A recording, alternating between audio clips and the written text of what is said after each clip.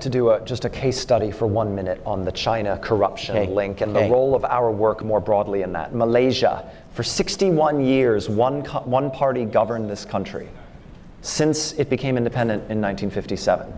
They constructed a totally gerrymandered, corrupt political system in which the ruling party accrued every advantage and doubled down on holding the tools of power, fusion of state and kind of leading economic sectors, etc.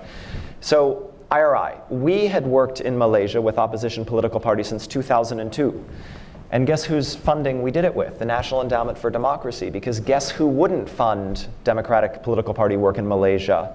The USAID Agency for International Development and the State Department, because they, I think the reflection was, gosh, this is kind of a one-party system. This is a bad use of our funds. And two, Malaysia is kind of a valuable military partner.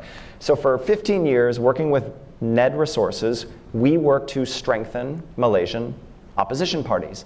And guess what happened 2 months ago? After 61 years, they won. Not thanks to us, thanks to them. The good guys There won. was such a reaction to the excesses of corruption and cronyism and nepotism. It had nothing to do with us. But it was the excesses of the one-party state, the kind of logical culmination of the abuses of power in this quite rich Southeast Asian country.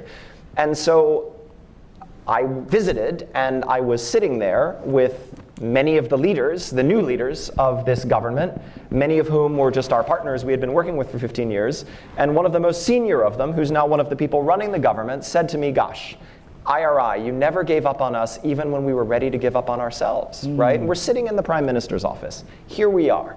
That's a tribute to them, not a tribute to us, but it's an example of playing the long game. And the reason I wanted to bring this up is the link, because guess what the first step, really one of the first steps the new government took? It froze Chinese infrastructure investments because it had opened the books and discovered that there was a lot of funny money swishing around what had been this very corrupt, closed, unaccountable system. Right? And so there is a big corruption cleanup, and there is a big kind of a deep dive on foreign influence in this country. This is not a hugely pro-American country. It's probably never going to be an actual US ally. But this is going to redound to our benefit, right? And that's an example of the long game.